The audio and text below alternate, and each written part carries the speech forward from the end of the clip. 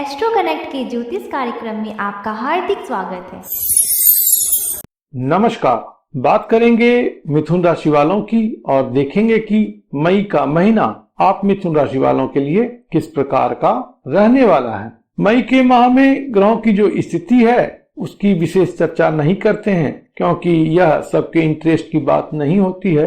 तो जो संक्षिप्त जानकारी इस बारे में है वो आपको स्क्रीन पे मिल जाएगी, इसलिए सीधे तौर पर बात करेंगे मिथुन राशि वालों के मासिक राशि फल में कामकाज की, कार्य व्यापार या कैरियर की, और इसी से जुड़ी महत्वपूर्ण बात जो है धन और आय की भी बात करेंगे। उसके बाद घर परिवार, प्रेम प्यार और सुख शांति के हालात को भी इस मासिक राशि फल में देखेंगे। और चूंकि अभी कोरोना का केसेस बढ़ रहा है, इसलिए इस संबंध में या स्वास्थ्य के संबंध में किस प्रकार के संकेत आप मिथुन राशि वालों के लिए इस माह में रहने वाले हैं उसकी भी हम चर्चा करेंगे, और यदि आवश्यक होगा तो उपाय की भी बात करेंगे। तो चलिए सबसे पहले बात करते हैं आपके कामकाज की। तो कामकाज विषयक बातों के लिए जो महत्वपूर्ण ग्रह हैं आपके लिए वह है बृहस्पति देव, और बृहस्पति देव आपके भाग्य भाव से संचरित इस माह में रहेंगे और इनकी जो दृष्टि है वह आपके जन्म राशि स्थान अथवा लग्न स्थान पर है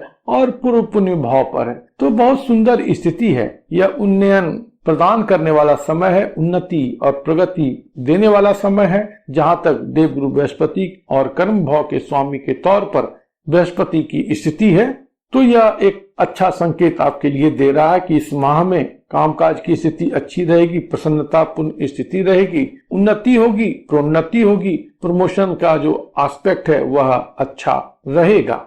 लेकिन जहां तक धन और आय की बात है तो इस मामले में कोई विशेष संकेत नहीं है, सामान्य प्रकार के संकेत हैं। तो इसमें आपको थोड़ा सा अपने फाइनेंशियल एस्पेक्ट पर ध्यान देने की आवश्यकता रहेगी, क्योंकि एक्सपेंडिचर का जो हाउस है वह ओवर इम्फसाइज्ड है इस मंथ में।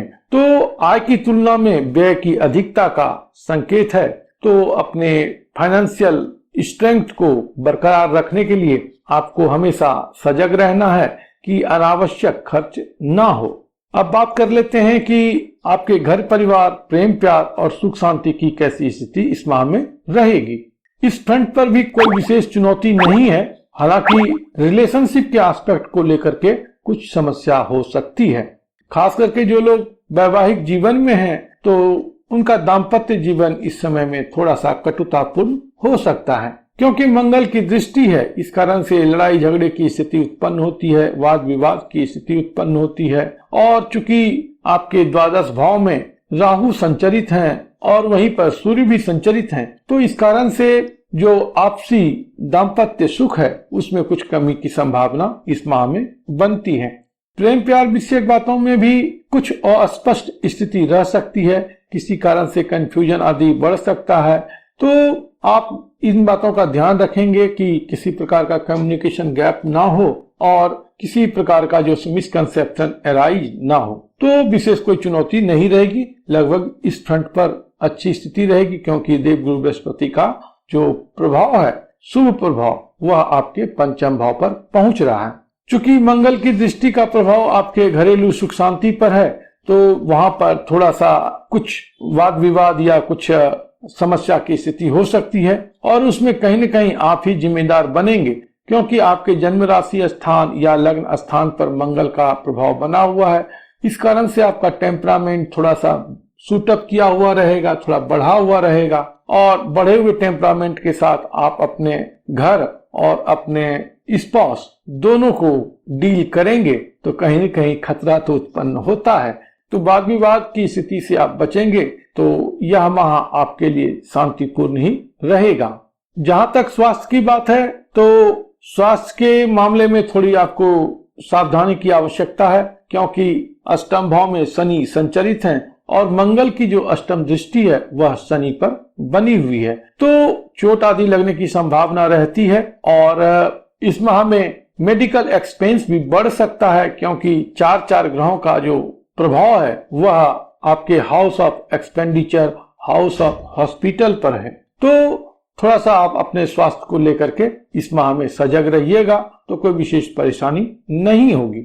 उपाय के तौर पर यह कार्य आप करें तो बेहतर होगा कि आप हनुमान मंदिर में हनुमान जी को बेसन के लड्डू का भोग चढ़ाएं या बेसन की बूंदी चढ़ाएं और लोगों में उसको वितरित करें।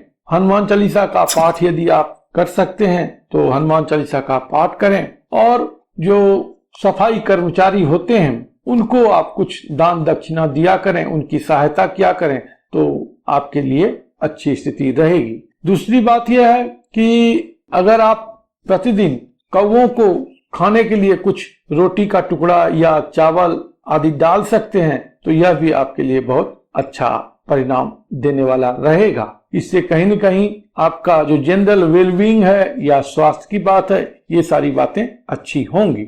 सबसे जो महत्वपूर्ण है, जो कि बहुत प्रोटेक्टिव है यहाँ पर देवगुरु बृहस्पति की स्थिति, तो देवगुरु बृहस्पति की स्थिति आपको प्रोटेक्ट करता रहे, इसके लिए आप अपने गुरु का, आप अपने पिता का, आप अपने सीनियर्स का आशीर्वाद प्राप्त करें और उनका यथोचित सम्मान करें। अगर संभव हो तो पीला चंदन का तिलक लगाएं, केसर का तिलक लगाएं, यह भी कहीं न कहीं आपके लिए उपयोगी सिद्ध होगा।